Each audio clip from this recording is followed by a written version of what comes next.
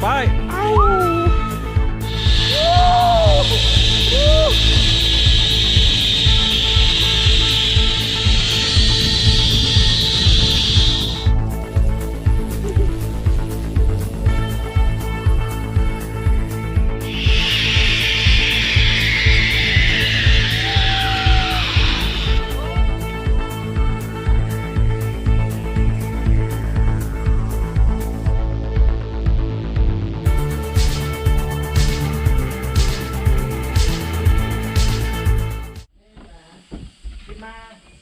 กล่าวทักทายสบายดีทุกคนที่กำลังติดตามรับชมนอนยินดีต้อนรับสู่ซองอาคาน้อยกลับมาอีกแล้วครับเรื่องราวจากป่าจากบ้านต้นไม้ที่ใหญ่ที่สุดในโลกเนาะกลับมาอีกแล้วตอนที่2แล้วตอนนี้เฮาซีไปเบิงกันเขาครัวอาหารกันกินเนาะตอนนี้เฮาซีขี่สลิงเส้นนี้ไปตอนมาเฮามาเส้นนั้นเนาะอันนี้เป็นเรื่องราวจากผืนป่าที่กว้างใหญ่จากป่าสงวนน้ำการเหมือนเมืองห้วยทรายแขวงบ่อแก้วเนาะสปป.ลาวแล้วเจอกันเราจะไปเบิงวิธีการเฮ็ดอาหารของชาวบ้านเขามันจะมีแม่ครัวอยู่พุ่นเนาะเราเจอกันเอาตัวนี้ก็พี่กันคนหลังจากนั้นแล้วก็เอาตัวนึงอีกเพื่อเซฟให้มันปลอดภัยความปลอดภัยต้องมาแบบนี้แล้วก็ไปเลยมีคนถ่ายอยู่พุ่นละยังไงเขา1 2 3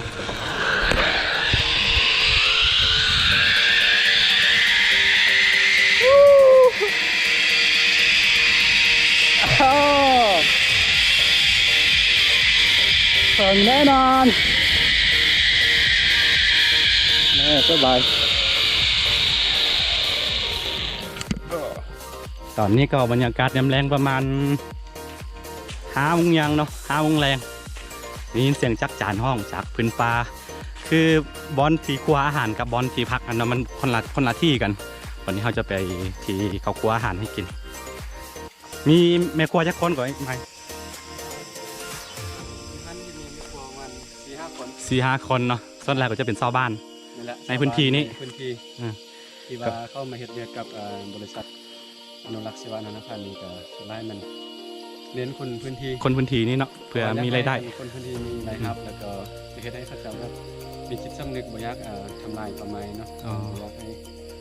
ไปตัดไม้ทำลายป่าหรือว่าไปล่าสัตว์ในเขตห้องห้ามนะโดยแล้วเจอกัน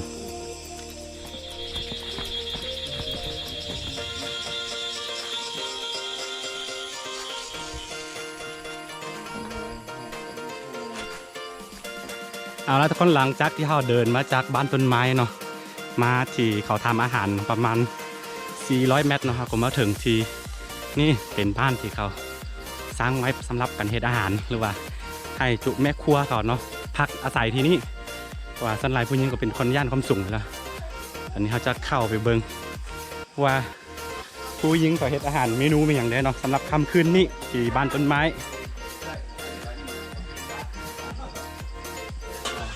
สบายดีทุกคนเด้อสบายดีกำลังเฮ็ดอาหารหรือเปล่า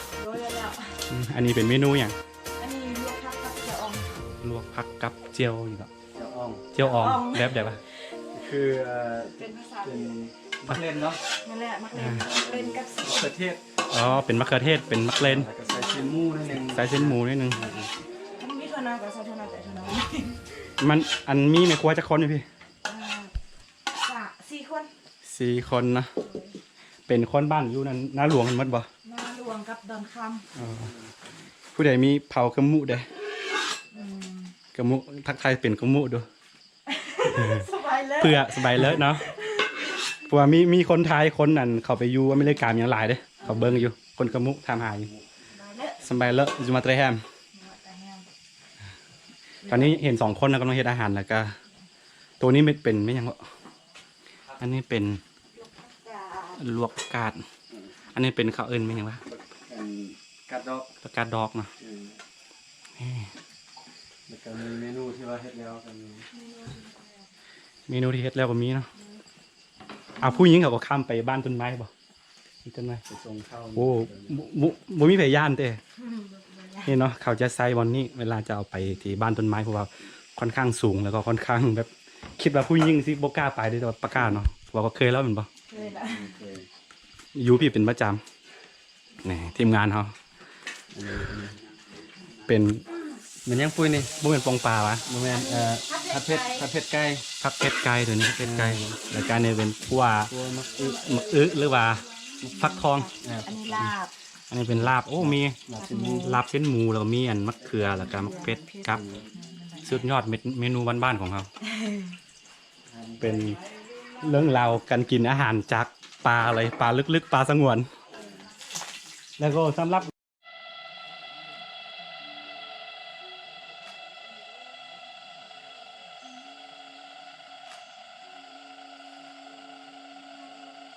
ได้ป่ะ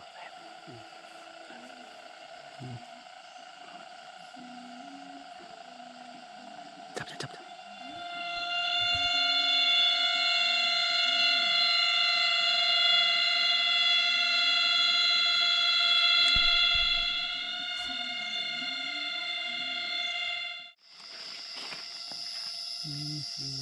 ตัวใหญ่เนาะผีเสื้อกลางคืน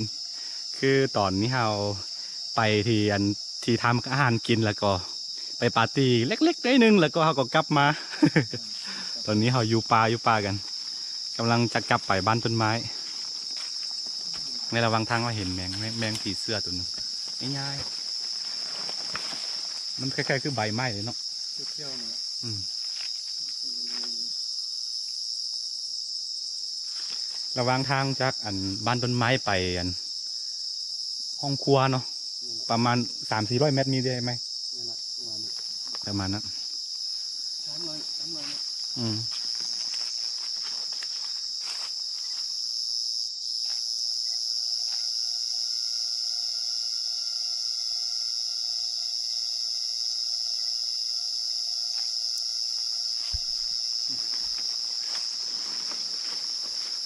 ไปให้มันไปก่อนแล้ว เนี่ยมันทางมุมนี้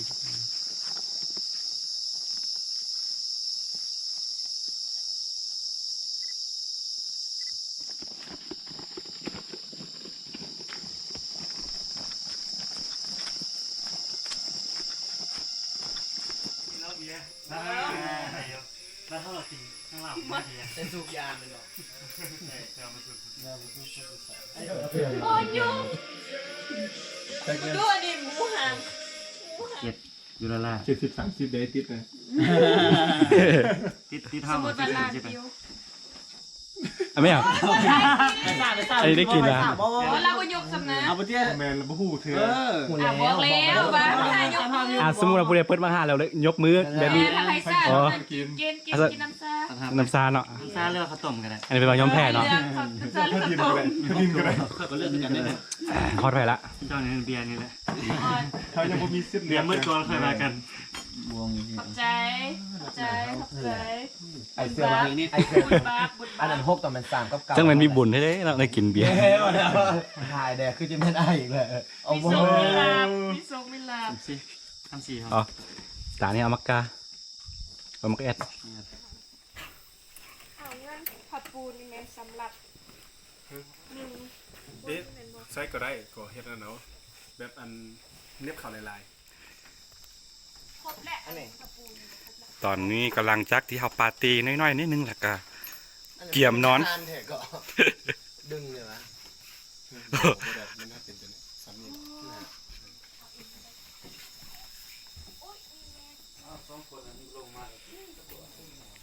ราตรีสวัสดิ์ทุกคนเราเจอกันมืออื่นตอนเช้าบายด้วยสบายดีสาววันใหม่เนาะอันนี้ตื่นมาพร้อมกับตาแบบนี้เนาะคือเมื่อคืนนี้เรากินน้ำซาไหลเกินไปแล้วก็นอนบ่หลับตอนนี้เราซีลงไปล้างหน้าล้างตาหลังจากนั้นแล้วก็จะมีกิจกรรมก็คือขี่สลิงตอนเช้าเนาะอันนี้บ่บังคับเนาะคันผู้ใดมักก็ไปผู้ใดบ่มักก็บ่เป็นหยังเนาะตอนนี้เราซีลงไปล้างหน้าล้างตาเพราะว่าเรานอนเมื่อคืนนี้เนาะเรานอนอยู่ที่ชั้นบนสุด ข้างหลังก็จะเป็นบรรยากาศอย่างที่เห็นทุกคนแล้วเขาซีลองไปเบิงทีมงานที่มานำกันเขาตื่นมัดละบอลเราเจอกัน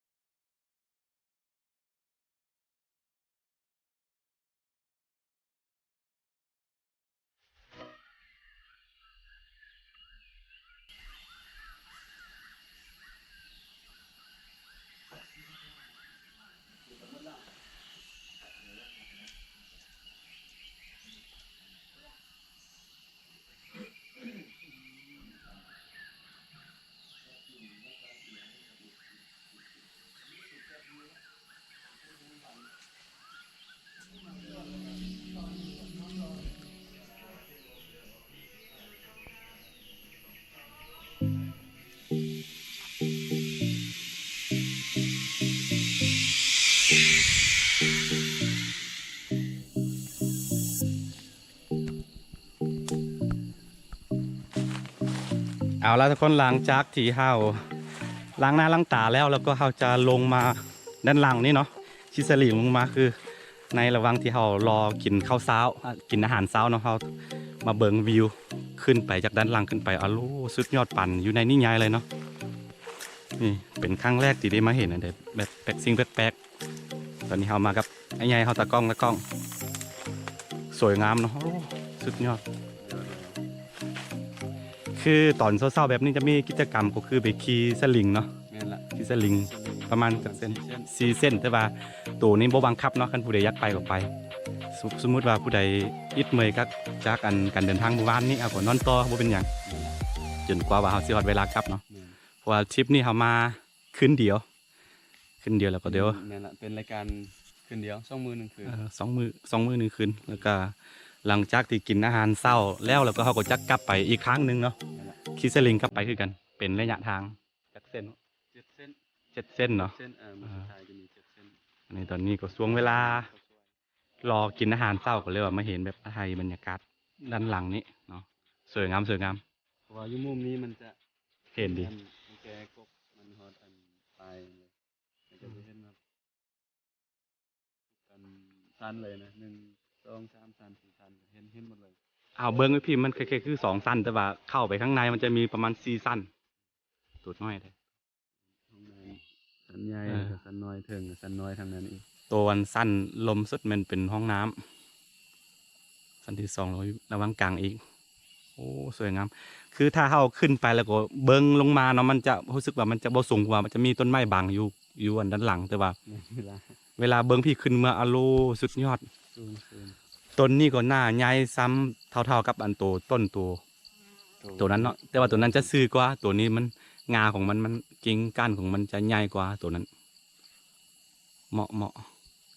เฉพาะอยู่เคสนี่มีประมาณ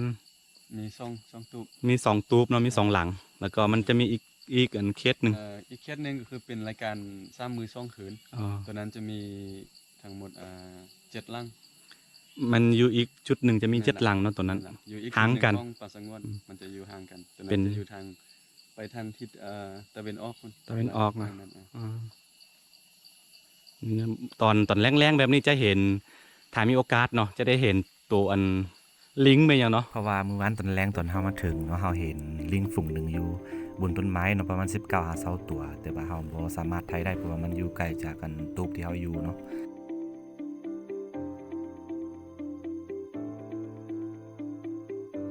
ยินเสียง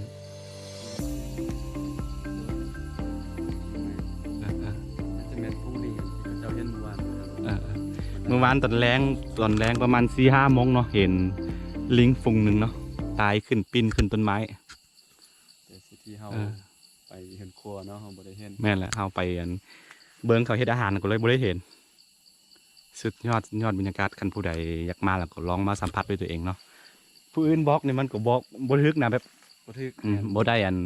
บ่ได้ฟิน บ่ได้ฟินดี เออ บ่คือกับตัวเองมา มันต้อง เห็นกับ มา ตาเลย มาเห็นกับตาแล้วมา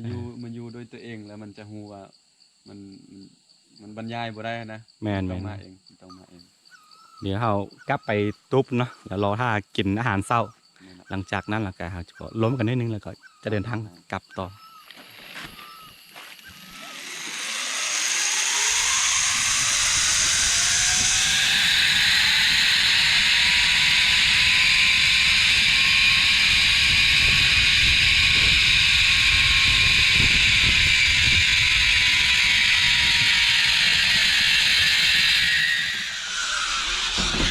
เสียวกด รอมาเบิ่ง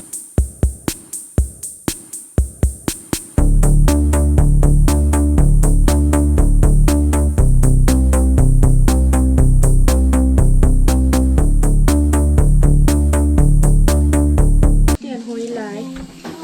วนหลายนานถ่าตัวนี้เนาะสองคนละ2 อันครบเลยนะ เอาเริ่มที่3ก่อนอาหารเช้า ที่รู้สึกว่ากินจักวัน โอ้มีหลากหลายเมนู โจ๊กไม่ให้กินโจ๊ก อันนี้จะเป็นอาหาร อันนั้นมื้อสุดท้ายเนาะที่เขาจะกินอยู่อัน เห็นต้นไม้ เป็นต้นไม้แต่ว่า ระหว่างทางเขาเดินกลับมานะจะกินจะแวะกินข้าวเที่ยงอีกครั้งหนึ่งหลากหลายเมนูเนาะ โอ้มีสิ่งเดียวอันนี้ในน้ำเหลืองเนี่ยสิ แล้วน้ำเหลืองเลย อันเดียวกันเหมือนกันอันนี้ผักเพื่อสุขภาพ นี่กับมันพักเลย เอาล่ะทุกคนมื้อนี้ก็เป็นมื้อสุดท้ายเนาะที่เราจะอยู่ที่บ้านต้นไม้เนาะแล้วก็ตอนนี้เรามานั่งจีบซาลิ้นน้อยนึงกับไอ้ใหญ่เขาเนาะเป็นมื้อสุดท้ายเพราะว่าต้องได้เดินทางกลับไปแล้ว แต่ว่าก่อนจะกลับเนาะเราอยากให้ไอ้ไม้นี่ฝากเมียงเกี่ยวกับเนาะกิจกรรมอย่างต่างๆเลยว่าพวกราคาเป็นอย่างบ่หรือว่าบริษัทแบบนี้นะผู้คืออยากบอกว่าบริษัทที่มาสัมปทานตัวนี้มันเป็นบริษัทของมัน ผู้สัมปทานก็คือคนสัญชาติฝรั่งเนาะแต่ว่าจะสัมปทานเขตป่าสงวนแห่งชาติการแห่งนี้ก็คือเป็นบริษัทที่มีกิจกรรมหลายๆอย่างก็คือมียางปลามีขี่สลิงแล้วก็นอนเทินต้นไม้ แล้วก็มีแพ็กเกจแบบ ช่วงนี้มีแพ็กเกจแบบโปรโมชั่นพิเศษแล้วก็ถ้ามา1 คนถ้า3 คนก็ราคาจะอยู่1,100,000 1,100,000 กีบต่อคนแล้วก็เป็นพัก1 คืนกับ 2 มื้อ และราคานี้ก็คือจะรวมอาหารเลย อาหารกันกินที่ นั่นแหละ พักแล้วก็กิจกรรมต่างๆบ่ว่าคิสลิงหรือว่านี่เนี่ยนะทุกอย่างเนาะ นั่นรวมทั้งหมด รวมในนั้นหมดแล้วก็แพ็กเกจที่2มัน แพ็กเกจที่2ก็คือแบบถ้ามา4 คน5 6 คน ราคาจะตกอยู่950,000 กีบต่อคน ต่อคนเนาะคันมาเป็นทีมถ้าผู้ใดมีหมู่มีเพื่อนที่แบบมาเป็นทีมเนี่ยดีเนาะ นั่นละ ว่ามันจะสนุกไปกับในตัวอะไร นั่นแล้วก็ราคาก็จะถูกลงกว่าอีก แล้วก็จาก7 คน50 คน 7 คน50 คน ตัวนี้ราคา850,000 กีบต่อคน 7 คน50 คนเนาะราคาอยู่ที่850,000 50,000 กีบ ต่อคนเนาะตัวนี้มันจักมือ คือกัน คือกันเนาะ สองมือกันคือกัน อันนี้แล้วก็ต่อไปเป็นแพ็กเกจอัน ตัวไปมันแพ็กเกจตัวสุดท้ายคือ10 คนขึ้นไป 10 คนขึ้นไปเนาะ ตัวนี้จะ600,000 กีบต่อคนเนาะ 600,000 กีบต่อ มาไล่แหงในส่วนลดไล่ มาแห้งละมาแบบหลายคนแห้งดีเนาะเพราะว่าจะได้แบบส่วนลดนะ แล้วก็มวนไปนำกันแล้วก็ได้ประจนภัยนำกันก็คือขี่สลิงแบบจักหน่วยภู5 หน่วยภูก็เป็นกิจกรรมที่แบบสักครั้งหนึ่งเขาต้อง มาให้ได้เนาะ ต้องลงมา แล้วก็แบบ มาให้ได้ คืออาซิวอลแบบนี้เนาะสำหรับตัวเองนะเป็นคนตีแบบย่านความสูงที่สุดแล้วก็คือเมื่อวานนี่เป็นแบบขี่สลิงที่แบบยาวที่สุดคือ500 ไป560 560หรือ570นี่แหละเนาะโอ้สุดยอดแต่ว่าคืออยังน้อยเขาก็เอาชนะใจตัวเองได้นะแบบท้าทายตัวเองเนาะผู้ใดบ่ทันได้มาแต่ก็ลองมาเบิ่งโอ้สุดๆเลยสุดๆแบบบ่สั่งอธิบายนะต้องมาด้วยตัวเองแต่ว่าก่อนสิมาต้องแบบเตรียมพร้อมด้วยนึงเนาะ ฟิตร่างกายนิดนึง ฟิตทางกายนิดนึงเพราะว่าต้องได้เดินทาง แม่น เป็นเวลาอันตัวอันเดินเท้าแล้วตัวย่างแท้ๆก็ประมาณ2 ชั่วโมงเนาะ แม่นระหว่างชั่วโมงครึ่ง2 ชั่วโมง ชั่วโมงครึ่ง กับ 2 ชั่วโมง เอาไปไวไปซาว่าเนาะ นั่นแหละ มันเขาบ่ได้บังคับแบบว่าเจ้าเมื่อยเจ้าก็พักได้นะแล้วก็มีไกด์ไล่คนแบบเบิ่งแยงอยู่ แม่นหลายคนแล้วก็หลังจากนั้นแหละก็ส่วนหลายก็จะขี่แบบขี่สลิงจากภูนี่ไปภูนั่นจากภูนี่ไปภูนั่นประมาณนี้เนาะบ่บันได้แต่ว่าต้องฟิตให้ทางกายนิดนึงคือเขาค่อยแบบช่วงอันขึ้นเขาขึ้นมานะขาฟันปวดขา เขาเพราะว่าเขาเคยบางทีเขาอาจจะย่างอยู่บนเพียง กับแลนอยู่บนเพียงมันต่างกันเวลาเขา